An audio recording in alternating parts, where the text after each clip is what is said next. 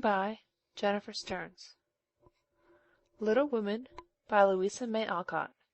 Chapter 4. Burdens. "Oh dear, how hard it does seem to take up our packs and go on," sighed Meg, the morning after the party. For now the holidays were over. The week of merry-making did not fit her for going on easily with a task she never liked. "I wish it was Christmas or New Year's all the time. Wouldn't it be fun?" answered Joe, yawning dismally. "We shouldn't enjoy ourselves half so much as we do now, but it does seem so nice to have little suppers and bouquets, and go to parties, and drive home, and read and rest, and not work. It's like other people, you know, and I always envy girls who do such things. I'm so fond of luxury," said Meg, trying to decide which of the two shabby gowns was the least shabby. "Well, we can't have it, so don't let us grumble, but shoulder our bundles, and trudge along as cheerfully as Marmee does. I'm sure Aunt March is a regular old man of the sea to me, but I suppose when I've learned to carry her without complaining, she will tumble off or get so light that I shan't mind her." The idea tickled Joe's fancy, and put her in good spirits, but Meg didn't brighten, for her burden, consisting of 4 spoiled children, seemed heavier than ever. She had not heart enough even to make herself pretty, as usual, by putting on a blue neck ribbon and dressing her hair in the most becoming way. "Where's the use of looking nice, when no one sees me but those cross midgets, and no one cares whether I'm pretty or not?" she muttered, shutting her drawer with a jerk. "I shall have to toil and moil all my days, with only little bits of fun now and then, and get old and ugly and sour because I'm poor and can't enjoy my life as other girls do. It's a shame." So Meg went down, wearing an injured look, and wasn't at all agreeable at breakfast time. Everyone seemed rather out of sorts, and inclined to croak. Beth had a headache, and lay on the sofa, trying to comfort herself with a cat and 3 kittens. Amy was fretting because her lessons were not learned, and she couldn't find her rubbers. Joe would whistle and make a great racket getting ready. Mrs. March was very busy trying to finish a letter, which must go at once, and Hannah had the grumps, for being up late didn't suit her. "There never was such a cross family," cried Joe, losing her temper, when she had upset an inkstand, broken both boot-lacings, and sat down upon her hat. "You're the crossest person in it," returned Amy, washing out the sum that was all wrong with the tears that had fallen on her slate. "Beth, if you don't keep those horrid cats down cellar, I'll have them drowned," exclaimed Meg angrily, as she tried to get rid of the kitten, which had scrambled up her back and stuck like a burr just out of reach. Joe laughed, Meg scolded, Beth implored, and Amy wailed because she couldn't remember how much 9 times 12 was. "Girls, girls, do be quiet one minute. I must get this off by the early mail, and you drive me distracted with your worry," cried Mrs. March, crossing out the 3rd spoiled sentence in her letter. There was a momentary lull, broken by Hannah, who stalked in, laid 2 hot turnovers on the table, and stalked out again. These turnovers were an institution, and the girls called them muffs, for they had no others, and found the hot pies very comforting to their hands on cold mornings. Hannah never forgot to make them, no matter how busy or grumpy she might be, for the walk was long and bleak. The poor things got no other lunch, and were seldom home before 2. "Cuddle your cats and get over your headache, Bethy. Good-bye, Marmee. We are a set of rascals this morning, but we'll come home regular angels. Now then, Meg," and Joe tramped away, feeling that the Pilgrims were not setting out as they ought to do. They always looked back before turning the corner, for their mother was always at the window to nod and smile, and wave her hand to them. Somehow it seemed as if they couldn't have got through the day without that, for whatever their mood might be, the last glimpse of that motherly face was sure to affect them like sunshine. If Marmee shook her fist instead of kissing her hand to us, it would serve us right, for more ungrateful wretches than we are were never seen," cried Joe, taking a remorseful satisfaction in the snowy walk and bitter wind. "Don't use such dreadful expressions," replied Meg, from the depths of the veil in which she had shrouded herself, like a nun sick of the world. "I like good strong words that mean something," replied Joe, catching her hat as it took a leap off her head preparatory to flying away altogether. "Call yourself any names you like, but I am neither a rascal nor a wretch, and I don't choose to be called so." "You're a blighted being, and decidedly cross to-day, because you can't sit in the lap of luxury all the time. Poor dear, just wait till I make my fortune, and you shall revel in carriages and ice cream and high-heeled slippers, and posies, and red-headed boys to dance with." "How ridiculous you are, Joe!" But Meg laughed at the nonsense, and felt better in spite of herself. "Lucky for you I am, for if I put on crushed airs, and tried to be dismal, as you do, we should be in a nice state. Thank goodness I can always find something funny to keep me up. Don't croak any more, but come home jolly, there's a dear."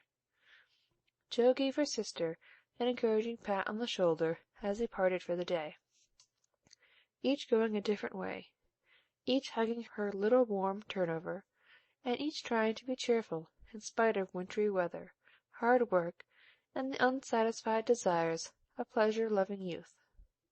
When Mr. March lost his property in trying to help an unfortunate friend, the two oldest girls begged to be allowed to do something toward their own support at least. Believing that they could not begin too early to cultivate energy, industry, and independence, their parents consented, and both fell to work with a hearty good will which, in spite of all obstacles, is sure to succeed at last. Margaret found a place as nursery governess, and felt rich with her small salary. As she said, she was fond of luxury, and her chief trouble was poverty. She found it harder to bear than the others because she could remember a time when home was beautiful, life full of ease and pleasure, and want of any kind unknown.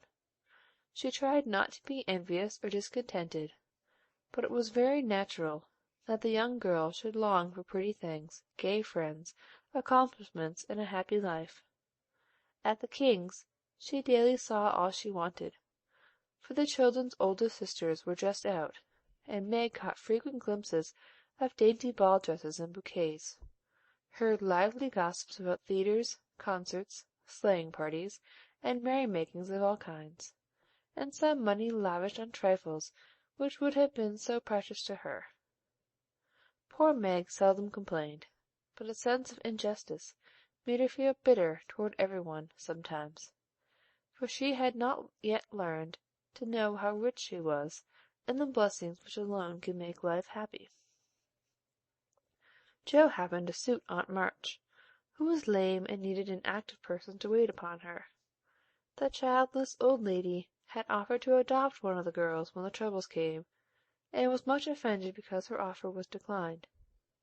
Other friends told the Marches that they had lost all chance of being remembered in the rich old lady's will, but the unworldly Marches only said, "We can't give up our girls for a dozen fortunes.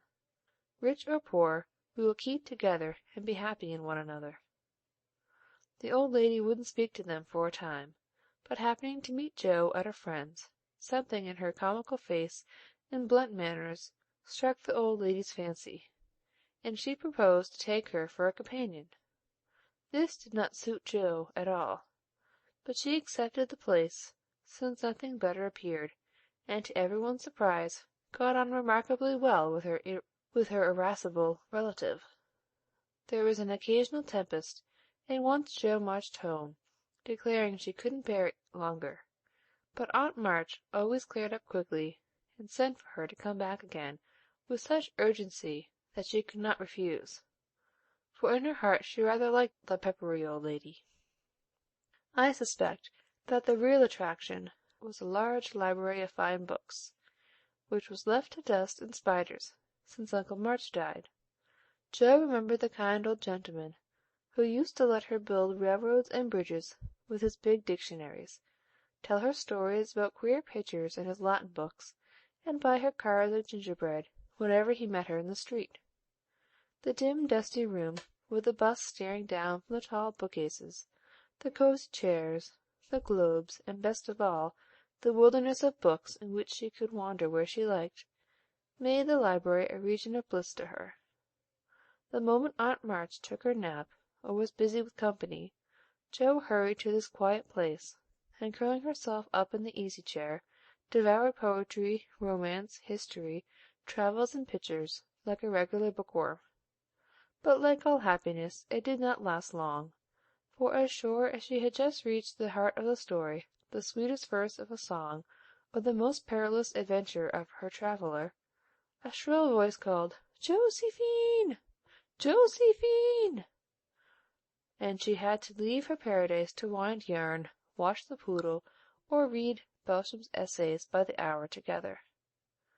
Joe's ambition was to do something very splendid. What it was, she had no idea as yet, but left it for time to tell her, and meanwhile found her greatest affliction in the fact that she couldn't read, run, and ride as much as she liked. A quick temper, sharp tongue, and restless spirit were always getting her into scrapes, and her life was a series of up and downs, which were both comic and pathetic. But the training she received at Aunt March's was just what she needed, and the thought that she was doing something to support herself made her happy in spite of the perpetual "Josephine!" Beth was too bashful to go to school. It had been tried, but she suffered so much that it was given up, and she did her lessons at home with her father. Even when he went away, and her mother was called to devote her skill and energy to soldiers' aid societies, Beth went faithfully on by herself and did the best she could. She was a housewifely little creature, and helped Hannah keep home neat and comfortable for the workers, never thinking of any reward but to be loved. Long, quiet days she spent, not lonely nor idle, for her little world was peopled with imaginary friends, and she was by nature a busy bee. There were 6 dolls to be taken up and dressed every morning, for Beth was a child still, and loved her pets as well as ever. Not one whole or handsome one among them, all were outcasts till Beth took them in. For when her sisters outgrew these idols, they passed to her because Amy would have nothing old or ugly. Beth cherished them all the more tenderly for that very reason, and set up a hospital for infirm dolls. No pins were ever stuck into their cotton vitals, no harsh words or blows were ever given them, no neglect ever saddened the heart of the most repulsive, but all were fed and clothed, nursed and caressed with an affection which never failed. One forlorn fragment of dollanity had belonged to Joe, and having led a tempestuous life, was left a wreck in the rag-bag, from which dreary poorhouse it was rescued by Beth and taken to her refuge. Having no top to its head, she tied on a neat little cap, and as both arms and legs were gone, she hid these deficiencies by folding it in a blanket and devoting her best bud to this chronic invalid. If anyone had known the care lavished on that dolly, I think it would have touched their hearts, even while they laughed. She brought it bits of bouquets, she read to it, took it out to breathe fresh air, hidden under her coat. She sang it lullabies, and never went to bed without kissing its dirty face and whispering tenderly, "I hope you'll have a good night, my poor dear." Beth had her troubles as well as the others, and not being an angel, but a very human little girl, she often wept a little weep, as Joe said, because she couldn't take music lessons and have a fine piano. She loved music so dearly, tried so hard to learn, and practiced away so patiently at the jingling old instrument, that it did seem as if someone, not to hint Aunt March, ought to help her. Nobody did, however, and nobody saw Beth wipe the tears off the yellow keys that wouldn't keep in tune when she was all alone.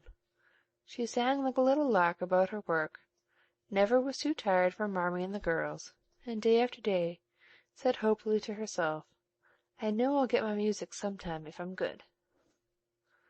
There are many Beths in the world, shy and quiet, sitting in corners till needed, and living for others so cheerfully that no one sees the sacrifices till the little cricket on the hearth stops chirping, and the sweet sunshiny present vanishes, leaving silence and shadow behind.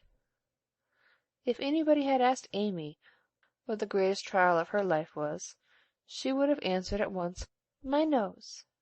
When she was a baby, Joe had accidentally dropped her into the coal hod, and Amy insisted that the fall had ruined her nose forever. It was not big, nor red, like poor Petreia's, but it was only rather flat, and all the pinching in the world could not give it aristocratic point. No one minded it but herself, and it was doing its best to grow. But Amy felt deeply the want of a Grecian nose, and drew whole sheets of handsome ones to console herself. Little Raphael, as her sisters called her, had a decided talent for drawing, and was never so happy as when copying flowers, designing fairies, or illustrating stories with the queer specimens of art. Her teachers complained that instead of doing her sums she covered her slate with animals, the blank pages of her atlas we used to copy maps on, and caricatures of the most ludicrous description came fluttering out of all her books at unlucky moments. She got through her lessons as well as she could, and managed to escape reprimands by being a model of deportment. She was a great favorite with her mates, being good-tempered and possessing the happy art of pleasing without effort. Her little airs and graces were much admired. So were her accomplishments, for besides her drawing, she could play 12 tunes, crochet, and read French without mispronouncing more than 2/3 of the words. She had a plaintive way of saying, "When papa was rich we did so and so," which was very touching, and her long words were considered perfectly elegant by the girls. Amy was in a fair way to be spoiled, for everyone petted her, and her small vanities and selfishnesses were growing nicely. One thing, however, rather quenched the vanities. She had to wear her cousin's clothes. Now Florence's mamma hadn't a particle of taste, and Amy suffered deeply at having to wear a red instead of a blue bonnet, unbecoming gowns, and fussy aprons that did not fit. Everything was good, well made, and little worn, but Amy's artistic eyes were much afflicted, especially this winter, when her school dress was a dull purple, with yellow dots and no trimming. "My only comfort," she said to Meg, with tears in her eyes, "is that mother doesn't take tucks in my dresses whenever I'm naughty, as Maria Parke's mother does. My dear, it's really dreadful, for sometimes she is so bad her frock is up to her knees, and she can't come to school. When I think of this degradation, I forgorser I can bear even my flat nose and purple gown with yellow skyrockets on it." Meg was Amy's confidant and monitor, and by some strange attraction of opposites, Joe was gentle Beth's. To Joe alone did the shy child tell her thoughts, and over her big harum-scarum sister Beth unconsciously exercised more influence than anyone in the family.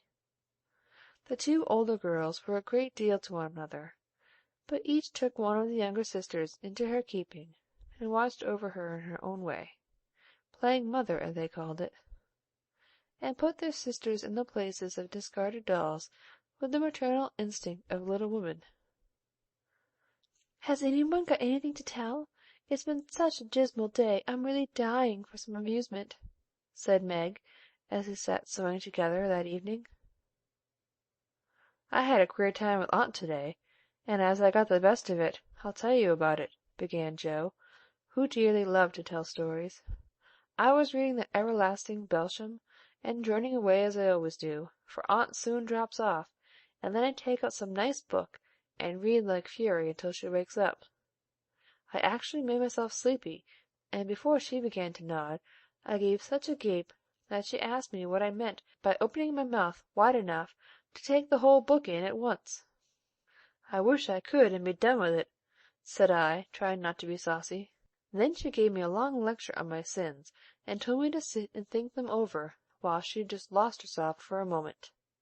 She never finds herself very soon, so the minute her cap begins to bob, like a top-heavy dahlia, I whipped the Vicar of Wakefield out of my pocket and read away, with one eye on him and one on Aunt. I had just got to where they all tumbled into the water when I forgot and laughed out loud. Aunt woke up, and being more good-natured after her nap, told me to read a bit and show what frivolous work I preferred to the worthy and instructive Belsham. I did my very best, and she liked it, though she only said, "I don't understand what it's all about. Go back and begin it, child." Back I went, and made the primroses as interesting as ever I could. Once I was wicked enough to stop in a thrilling place, and say meekly, "I'm afraid it tires you, ma'am. Shan't I stop now?"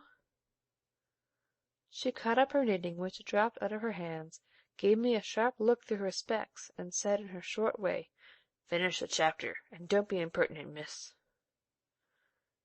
"Did you own she liked it?" asked Meg. "Oh, bless you, no. But she let old Belsham rest, and when I ran back after my gloves this afternoon, there she was, so hard at the Vicar that she didn't hear me laugh as I danced a jig in the hall, because of the good time coming. What a pleasant life she might have if only she chose! I don't envy her much, in spite of her money, for after all rich people have about as many worries as poor ones, I think," added Joe. "That reminds me," said Meg, "that I've got something to tell. It isn't funny, like Joe's story, but I thought about it a good deal as I came home. At the King's to-day I found everybody in a flurry, and one of the children said that her oldest brother had done something dreadful, and papa had sent him away. I heard Mrs. King crying, and Mr. King talking very loud, and Grace and Ellen turned away their faces when they passed me, so I shouldn't see how red and swollen their eyes were.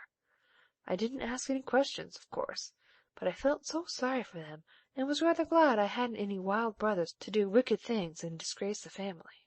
"I think being disgraced in school is a great deal tryin'er than anything bad boys can do," said Amy, shaking her head, as if her experience of life had been a deep one.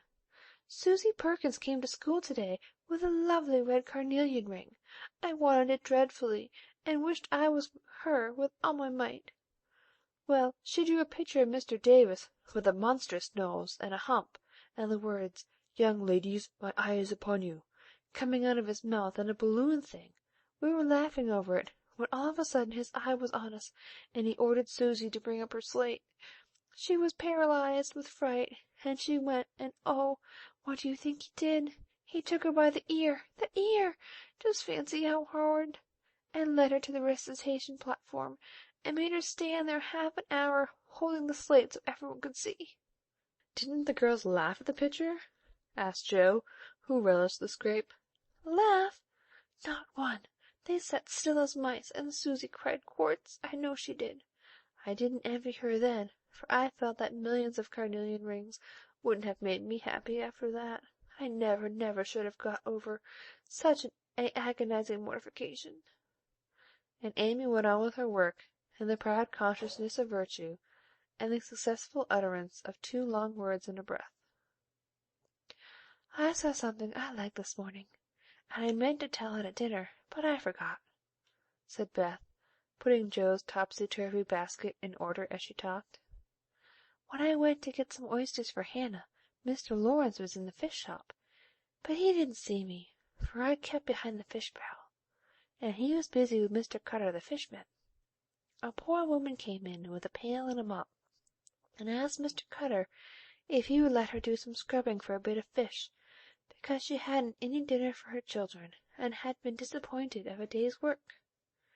Mr. Cutter was in a hurry, and said no, rather crossly, so she was going away, looking hungry and sorry, when Mr. Lawrence hooked up a big fish with the crooked end of his cane and held it out to her. She was so glad and surprised she took it right into her arms, and thanked him over and over. He told her to go along and cook it, and she hurried off so happy. Wasn't it good of him? Oh, she did look so funny, hugging the big slippery fish, and hoping Mr. Lawrence's bed in heaven would be aisy." When they had laughed at Beth's story, they asked their mother for one, and after a moment's thought, she said soberly, "as I sat cutting out blue flannel jackets today at the Rooms, I felt very anxious about father, and thought how lonely and helpless we should be if anything happened to him. It was not a wise thing to do, but I kept on worrying till an old man came in with an order for some clothes. He sat down near me, and I began to talk to him, for he looked poor and tired and anxious. 'Have you any sons in the army?' I asked, for the note he brought was not to me. 'Yes, ma'am, I had 4, but 2 were killed. One is a prisoner, and I'm going to the other, who is very sick in a Washington hospital,' he answered quietly. 'You've done a great deal for your country, sir,' I said, feeling respect now instead of pity. 'Not a mite more than I ought, ma'am. I'd go myself if I was any use. As I ain't, I give my boys and give 'em free.' He spoke so cheerfully, looked so sincere, and seemed so glad to give his all, that I was ashamed of myself. I'd given 1 man, and thought it was too much, while he gave 4, without grudging them. I had all my girls to comfort me at home, and his last son was waiting, miles away, to say good-bye to him, perhaps. I felt so rich, so happy, thinking of my blessings, that I made him a nice bundle, gave him some money, and thanked him heartily for the lesson he had taught me. 'Tell another story, mother, one with a moral to it like this. I like to think about them afterwards, if they are real and not too preachy,' said Joe after a minute's silence. Mrs. March smiled and began at once, for she had told stories to this little audience for many years, and knew how to please them. Once upon a time there were 4 girls, who had enough to eat and drink and wear, a good many comforts and pleasures, kind friends and parents who loved them dearly, and yet they were not contented. Here the listeners stole sly looks at one another, and began to sew diligently. These girls were anxious to be good, and made many excellent resolutions, but they did not keep them very well, and were constantly saying, "If only we had this, or if only we could do that," quite forgetting how much they already had, and how many things they actually could do. So they asked an old woman what spell they could use to make them happy, and she said, "When you feel discontented, think over your blessings and be grateful." Here Joe looked up quickly, as if about to speak, but changed her mind, seeing that the story was not done yet. Being sensible girls, they decided to try her advice, and soon were surprised to see how well off they were. One discovered that money couldn't keep shame and sorrow out of rich people's houses; another that, though she was poor, she was a great deal happier, with her youth, health, and good spirits, than a certain fretful, feeble old lady who couldn't enjoy her comforts; a third that, disagreeable as it was to help get dinner, it was harder still to go begging for it; and the fourth, that even carnelian rings were not so valuable as good behaviour. So they agreed to stop complaining, to enjoy the blessings already possessed, and try to deserve them, lest they should be taken away entirely, instead of increased; and I believe they were never disappointed or sorry that they took the old woman's advice. "Now, Marmee, that is very cunning of you to turn our own stories against us, and give us a sermon instead of a romance," cried Meg. "I like that kind of sermon. It's the sort father used to tell us," said Beth thoughtfully, putting the needles straight on Joe's cushion. "I don't complain near as much as the others do, and I shall be more careful than ever now, for I've had warning from Susy's downfall," said Amy morally. "We needed that lesson, and we won't forget it. If we do so, you just say to us as old Chloe did and Uncle Tom, 'Tink ob your mercies, children, tink ob your mercies,'" added Joe, who could not for the life of her help getting a morsel of fun out of a little sermon, though she took it to heart as much as any of them. End of Chapter 4. Read by Jennifer Stearns in Concord, New Hampshire.